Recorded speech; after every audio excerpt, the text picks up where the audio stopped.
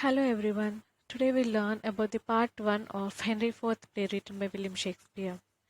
As we all know, William Shakespeare is the greatest English writer, playwright, poet and actor.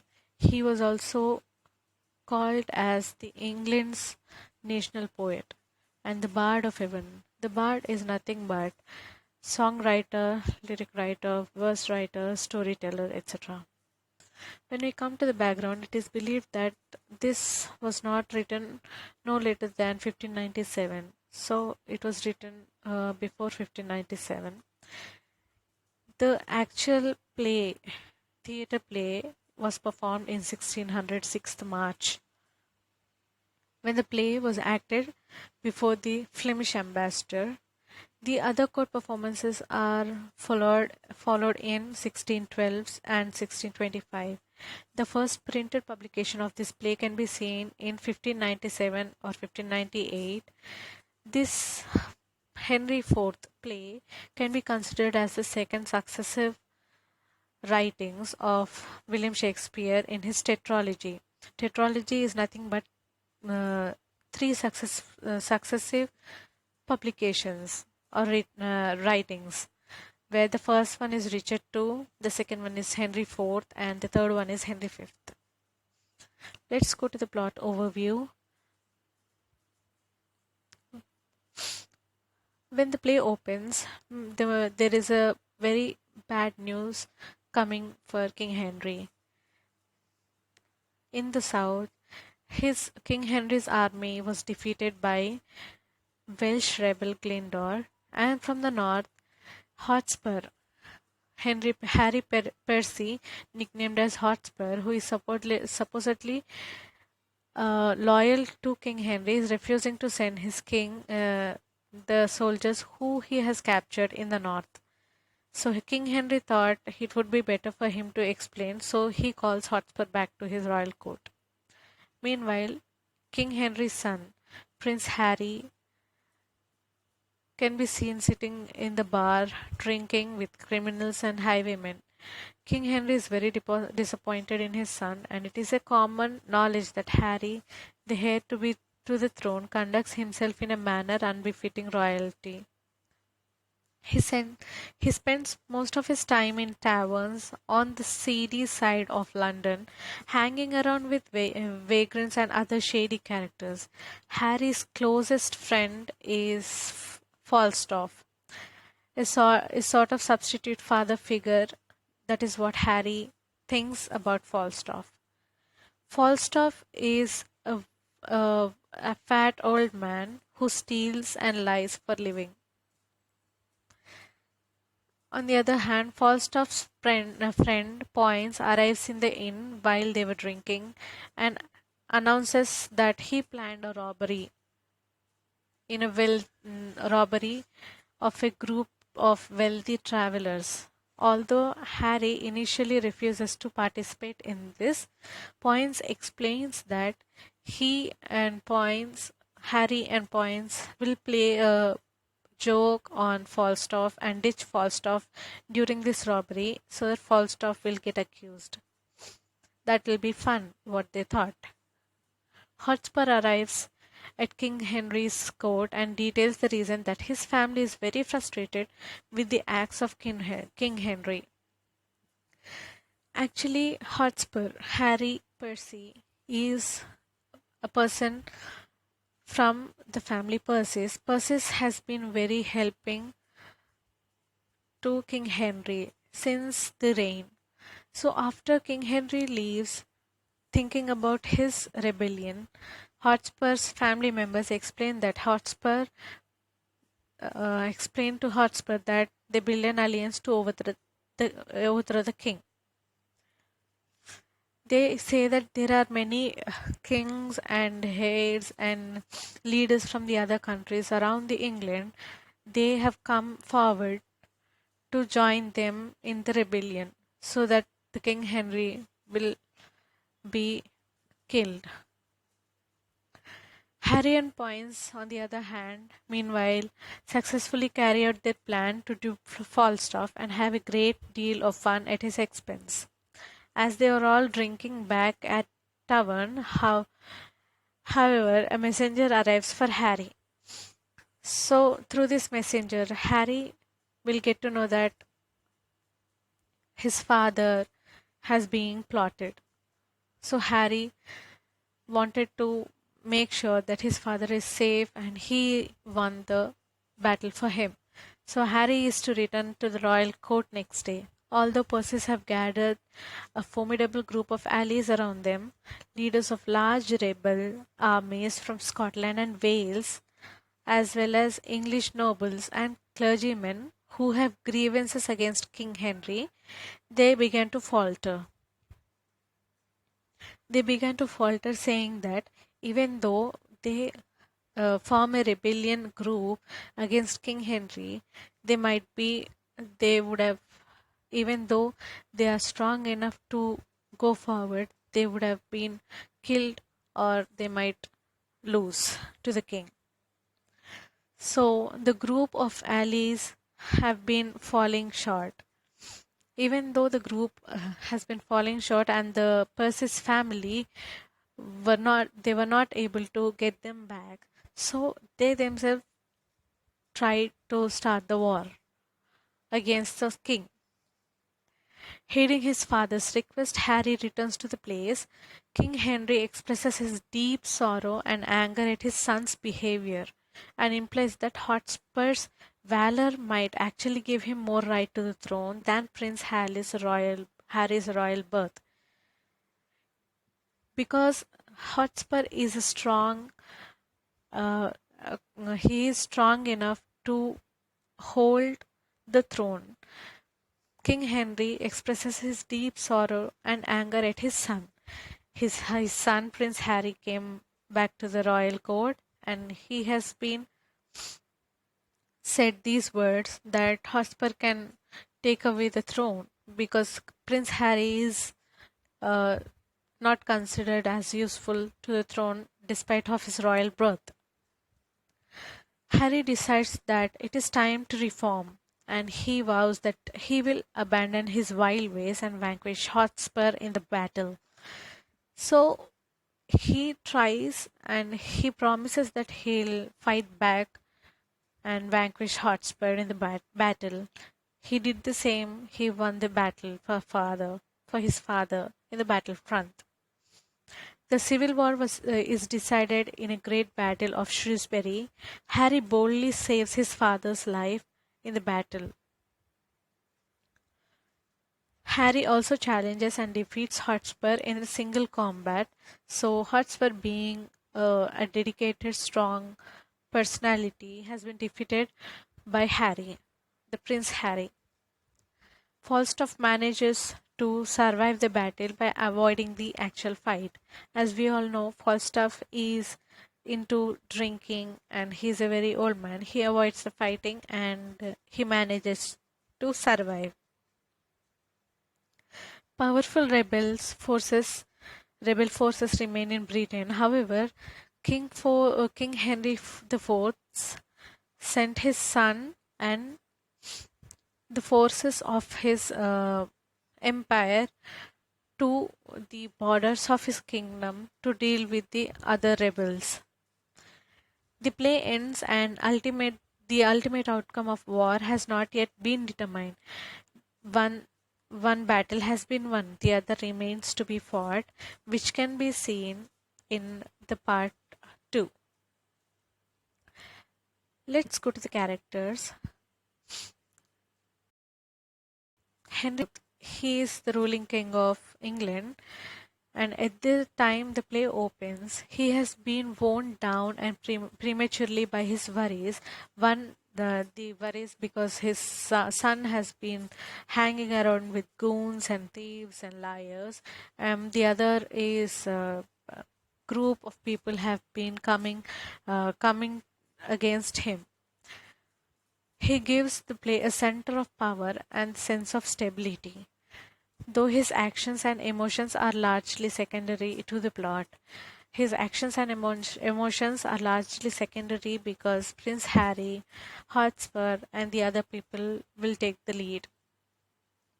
Prince Harry, he is regal, proud, and somewhat aloof.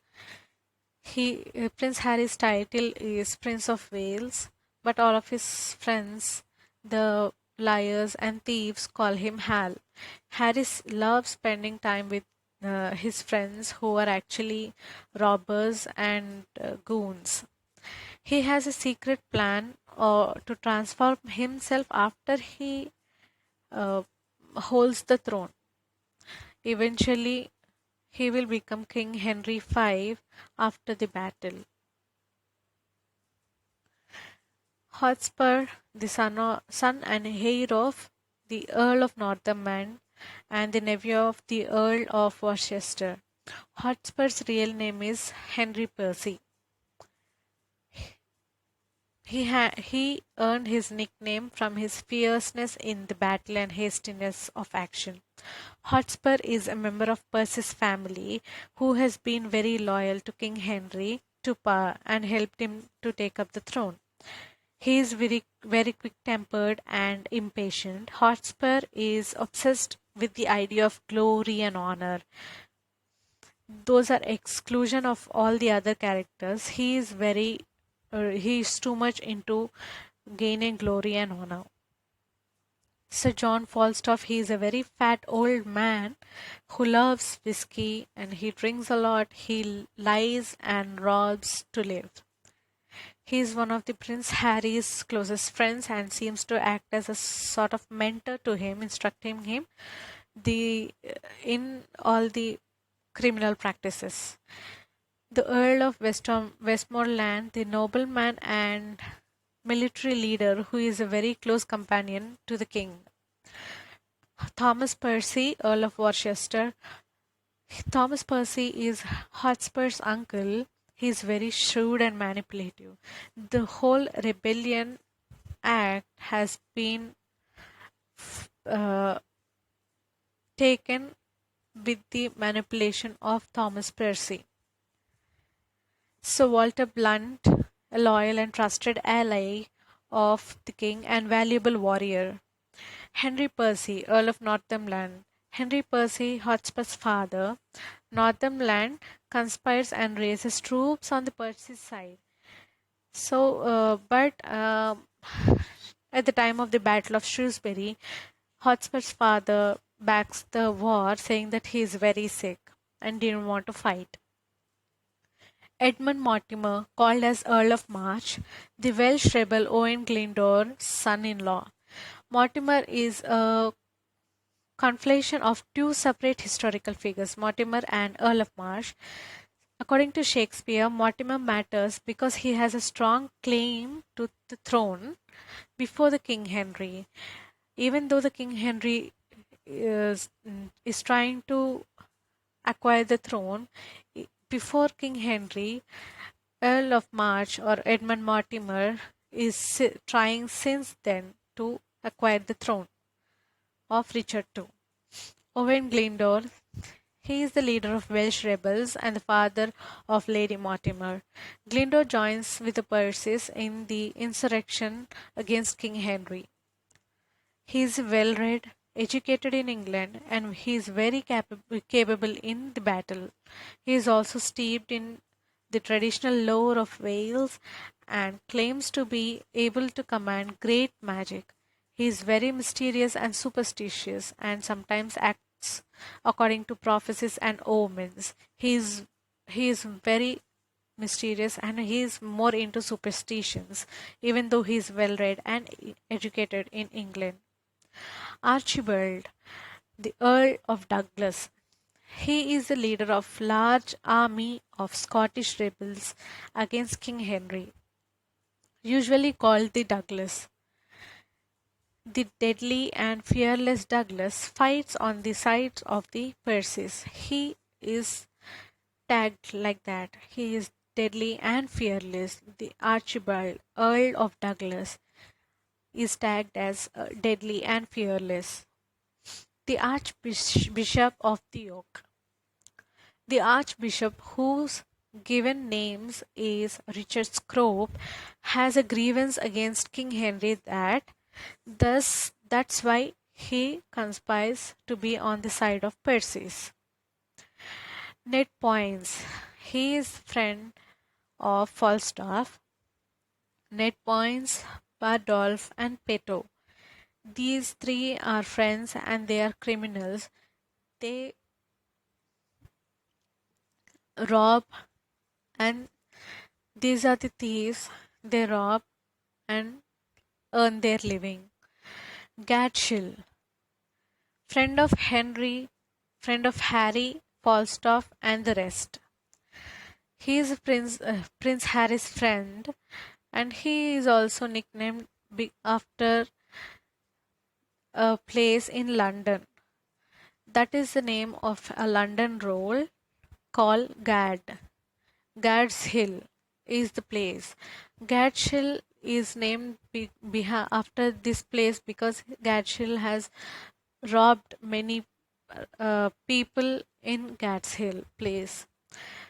Mistress Quickly, she is a hostess of the bar where Prince Harry, Poins, Falstaff, Gatchel, they all gather, drink, and plan the rob. Let's go to the themes and motives and symbols. Nature of honor. Nature of honor. The honor has been given different importance by different people in the play.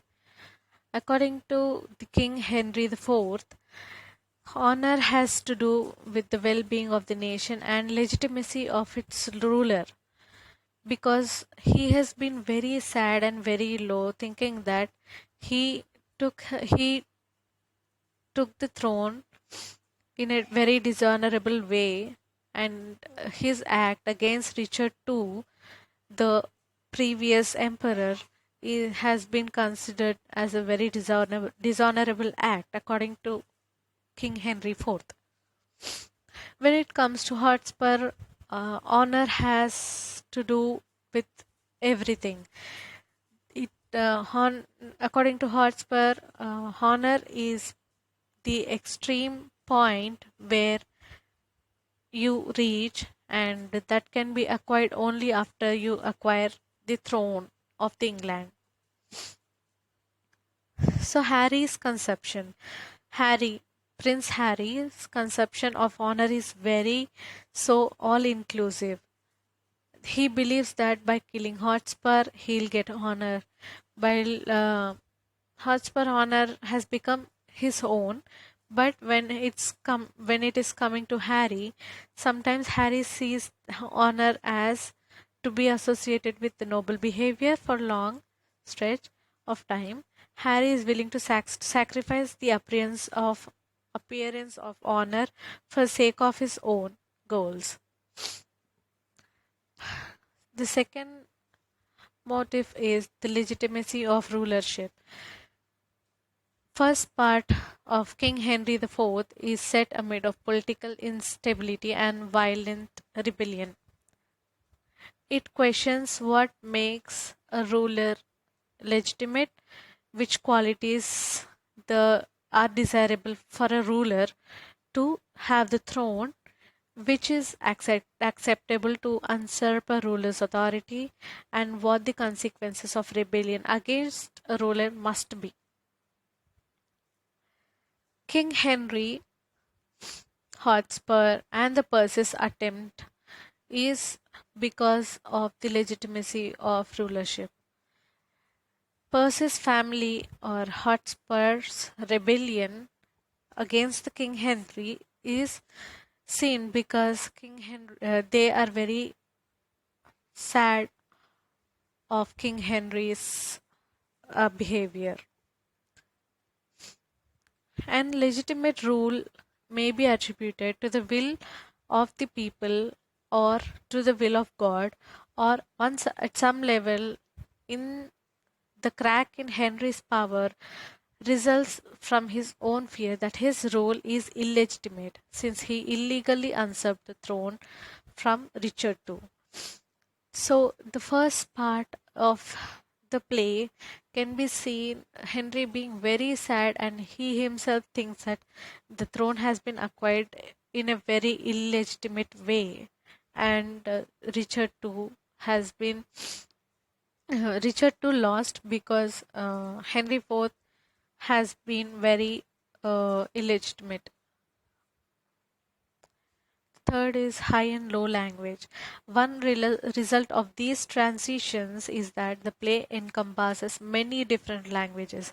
We can see this play we can see that many languages can be seen, and not only the England or British English or the American English or anything else.